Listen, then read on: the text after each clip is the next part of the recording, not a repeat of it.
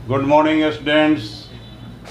आज हम लोग चैप्टर 4 आपको हमने बताया था कि चैप्टर 1 और चैप्टर 3 से प्रश्न नहीं पूछे जाते हैं परीक्षाओं में। तो चैप्टर 2 मैंने आपको पढ़ा दिया था और आज हम लोग चैप्टर 4 पढ़ेंगे, उसकी शुरुआत करेंगे। चैप्टर 4 जो है उसका नाम है कल्पतरु। कल्पतरु का मतलब होता है कल्प वृक्ष, यानी ऐसा वृक्ष जो भी हम कल्पना करें, जो भी हम इच्छा करें, जो भी कामना करें, उन सभी कामनाओं को पूरा करने वाला, देने वाला ये वृक्ष होता है। इसी कारण इस वृक्ष को हम लोग कल्पतरु कहते हैं, या कालांतर से ही ये कल्पतरु कहा जाता है, जो हमारे यहाँ उपलब्ध नहीं है। कहीं हिमालय पर ये उपलब्ध हो सकता है, उपलब्ध है। हमारे सामान्य जो ग्रामीण क्षेत्र है, वन जंगल इत्यादि हैं, वहाँ पर कल्पतरु का उपलब्ध होना मुश्किल है, ये उपलब्ध नहीं होते हैं। ये देव वृक्ष की तरह हैं। तो इन कल्पतरुओं के बारे में, यानी जो कल्पतरु है, उस कल्पतरु का क्या प्रभाव है और एक राजा से संबंधित ये कहानी है, उसको मैं बताता जाऊंगा, पढ़ता जाऊंगा। आप ध्यान से उसको सुनेंगे और देखेंगे। आप चैप्टर 4 जिसका नाम है कल्पतरु, उसे आप निकाल लेंगे और देखेंगे। मैं उसके अंतर्गत जो भी संधि विच्छेद होगा उसे मैं समझाता जाऊंगा। ध्यान देंगे। चैप्टर की शुरुआत करते हैं। अस्ति हिमवान नाम सर्वरत्न भूमि नगेंद्रः। अस्ति माने है का मतलब आज भी है, आसित नहीं, अस्ति लिखा हुआ है। हिमवान नाम माने हिमवान नाम का, हिमालय नाम का, सर्वरत्न भूमि नगेंद्रः। सर्वरत्न भूमि विसर्ग है और उसके बाद नगेंद्र है, तो भूमि में विसर्ग का र बन गया, जो रेफ बन गया है। सर्वरत्न भूमि मामे मतलब ये हुआ कि सभी रत्नों की भूमि, ऐसी भूमि जहाँ पर हर प्रकार के रत्न उपलब्ध होते हैं, ऐसे रत्न भूमि वाला एक नगेंद्र है। नग जोड़ इंद्रः नगेंद्रः।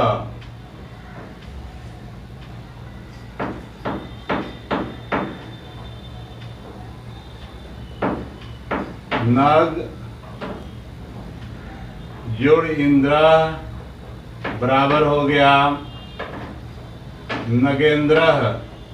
आपने नागेंद्र शब्द तो सुना है, लेकिन नगेंद्र शब्द आपने नहीं सुना है। नग का अर्थ होता है पर्वत। न गच्छति इति नगः, माने जो कभी गमन नहीं करता है, चलता फिरता नहीं है, वो नग है। यानी पर्वत जो होता है वो कभी गमन नहीं करता है, हिलता डुलता नहीं है, इसलिए उसको नग कहा गया है। और नगों का जो इंद्र है, नगाणाम इंद्र नगेंद्र, नगों का यानी पर्वतों का जो इंद्र यानी राजा है, उसको नगेंद्र कहा जाता है। तो कह रहा है कि हिमवान नाम नगेंद्र, हिमालय नाम का एक नगेंद्र है, अर्थात पर्वतों का राजा है, जो सभी रत्नों की भूमि है, जहाँ हर प्रकार के रत्न उपलब्ध होते हैं। तस्य सानो रूपरी, वहाँ एक संधि है, सानो रूपरी।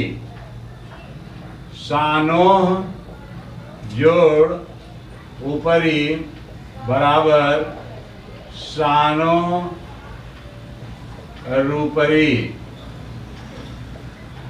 सानो माने सानु शब्द के षष्ठी एक वचन, जैसे साधु के षष्ठी में साधो होता है, उस तरह से सानु के षष्ठी एकवचन में सानो होता है। सानो का अर्थ हुआ पर्वत के ऊपर, चोटी। सानु माने होता है पर्वत की जो चोटी है, उस चोटी के ऊपर।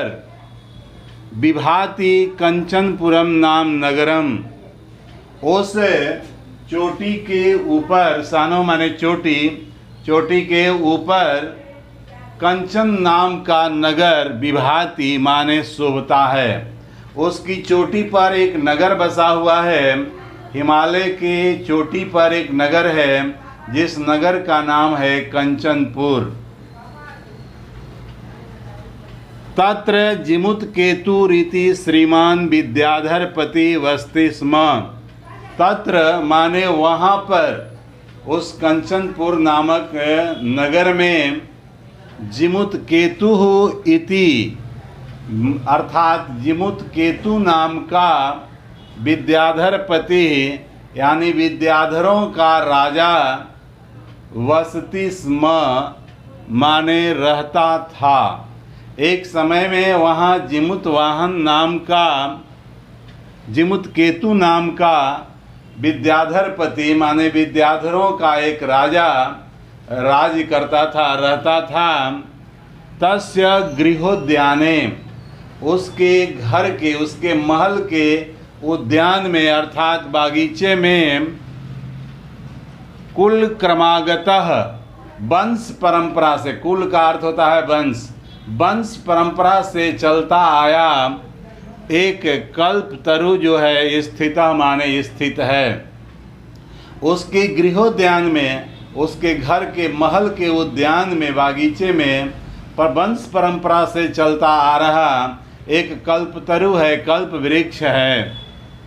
स राजा जिमुत केतु तम कल्पतरुम आराध्य, वह जो राजा जिमुत केतु है, तम कल्पतरुम, उस कल्पतरु को आराध्य माने पूज कर, यानी उस कल्पतरु की पूजा करके, आराधना करके, तत्प्रसादात, उसकी कृपा से, उस कल्पतरु की कृपा से, बोधिसत्वांश संभवम, बोधिसत्व के अंश से उत्पन्न। बोधिसत्व भगवान बुद्ध का एक अवतार माना जाता है, जिसके अंदर दयालुता थी, कृपा थी, दूसरों के ऊपर दया भाव था। ऐसा भगवान बुद्ध का एक रूप रहा बोधिसत्व। तो उसी बोधिसत्व के बारे में कह रहा है कि बोधिसत्व के अंशभूत लगता है। उनको देखने से, उसके पुत्र को, जिमुत केतु के पुत्र को देखने से लगता है कि वह बोधिसत्व के अंशभूत से उत्पन्न, अंश से उत्पन्न, संभव माने उत्पन्न, जिमुत वाहनम नाम, जिमुत वाहन नाम का पुत्र प्राप्त किया। वह जो जिमुत केतु नाम का राजा था, उस कल्पतरु की आराधना करके, उसकी कृपा से भगवान बोधिसत्व के अंशभूत के रूप में उत्पन्न जिमुत वाहन नाम का पुत्र प्राप्त किया। स महान दानवीरः सर्वभूतानुकंपी च अभवत्, वह जो राजा हुआ वह सभी प्राणियों के ऊपर दया करने वाला, दानवीर, दानियों में वीर, और सभी प्राणियों के ऊपर दया करने वाला हुआ।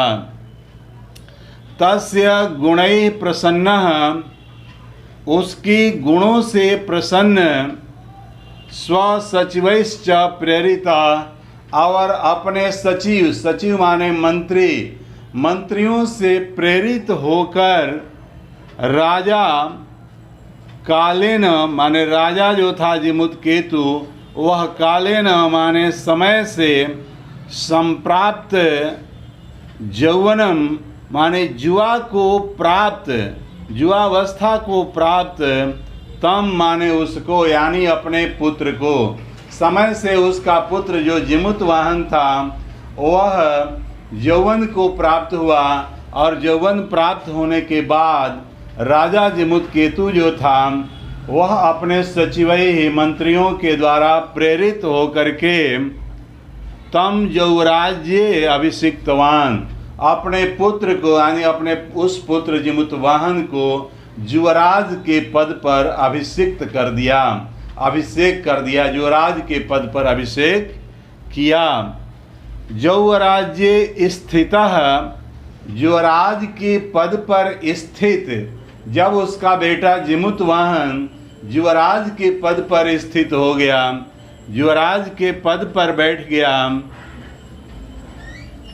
तब वह जिमुतवाहन कदाचित माने कभी हितैषी भी मंत्री पितृमंत्री भी उक्ता, कभी की बात है कि जब वह युवराज पद पर स्थित हुआ तो अपने हितैषियों और पिता के जो मंत्री थे उन मंत्रियों के द्वारा कहा गया, यानी उस राजा के जो हितैषी थे और जो उसके पिता के मंत्रीगण थे, उन मंत्रियों ने उस जिमुतवाहन को जो युवराज के पद पर स्थापित हुआ था उसको सलाह दिया कि युवराज माने हे युवराज जिमुतवाहन, यह अयम सर्व कामदः कल्पतरु तवोद्याने तिष्ठति तव सदा पूज्य।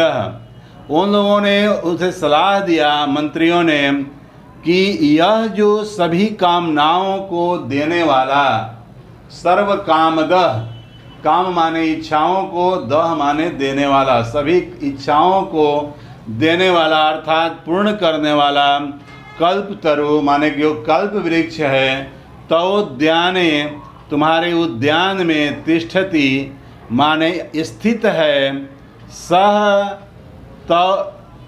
तव सदा पूज्य, वह तुम्हारे द्वारा सदा मीन्स हमेशा, पूज्य माने पूजनीय है। मंत्रियों ने क्या उसे सलाह दिया?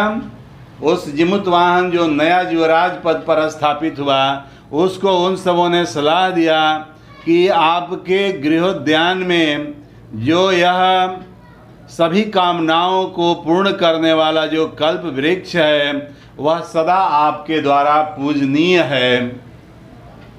अस्मिन अनुकूले स्थिते, इसके अनुकूल रहने पर यह कल्पतरु जब तक आपके अनुकूल रहेगा, आपके पक्ष में रहेगा, तब तक न अस्मान वादितुम शक्नुयात् शक्रः अपि, शक्रोपि, शक्र कहते हैं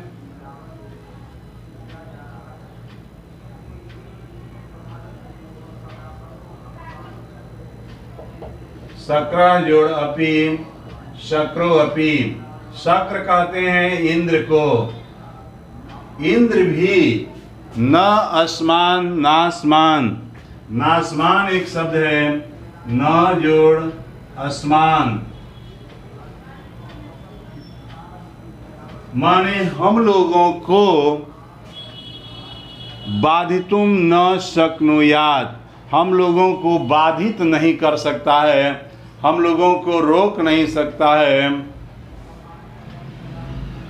हम लोगों को रोक नहीं सकता है, ऐसा उन मंत्रियों ने उस राजा को सलाह दिया, यानी उस युवराज को सलाह दिया।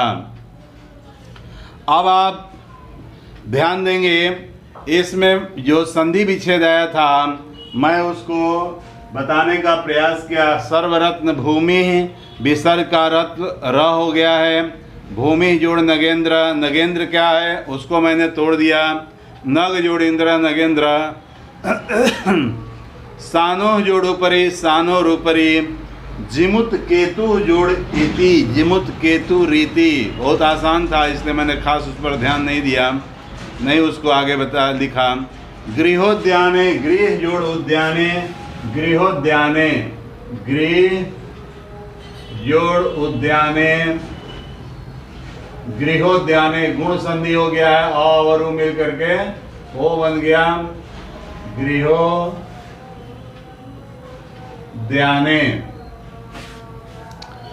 इसके बाद में है कुल क्रमागत, कुल क्रम जोड़ आगत, कुल क्रम जोड़ आगता, दीर्घ संधि हो गया। कुल क्रम से यानी वंश परंपरा से, आगता माने आता हुआ, कुल क्रमागता। बोधिसत्वांश संभवः, बोधिसत्वांश संभव माने बोधिसत्व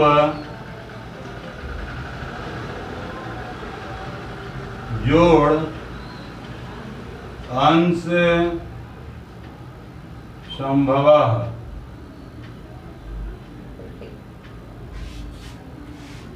अंश संभव, बोधिसत्वांश संभवः।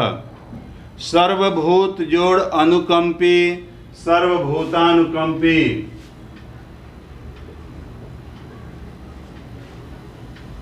सर्वभूत जोड़ अनुकंपी।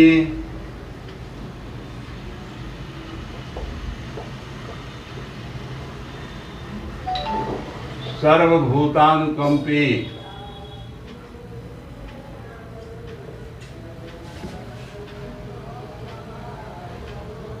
सचिवैश्च,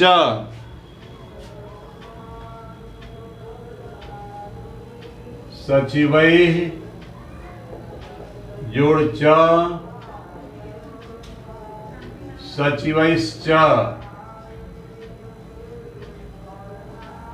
विसर्ग का स बन गया है, आगे मैं पढ़ाऊंगा। यौराज्ये अभिषिक्तवान, यौराज्ये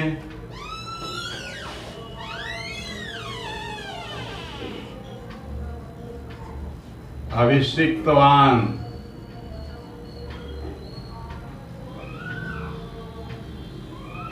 ये आपको ये नियम संधि का नहीं पढ़ना है, इसलिए मैंने अभी नहीं पढ़ाया है।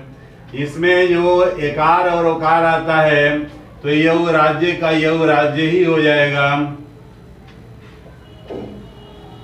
और ये अ जो है लुप्ताकार अ के रूप में बदल जाएगा। फिर भी सिक्तवान,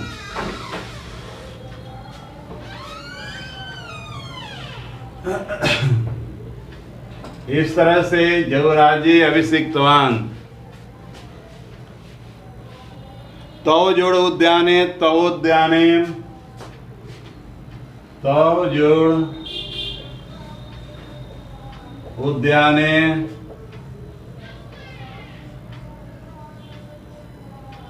तवोद्याने। न जोड़ अस्मान, न अस्मान।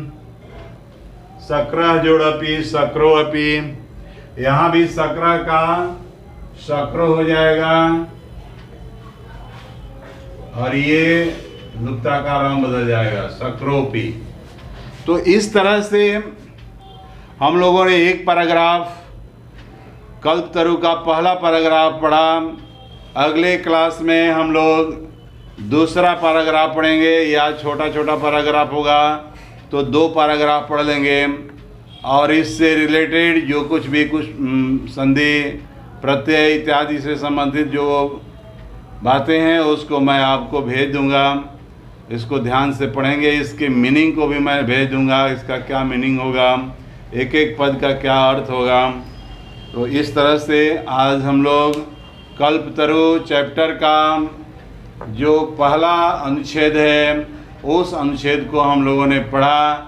इसमें किसी तरह का कोई प्रॉब्लम, कोई समस्या हो तो आप पूछ लेंगे। इसके साथ साथ मैं इससे संबंधित संधि विच्छेद तो मैंने समझा ही दिया।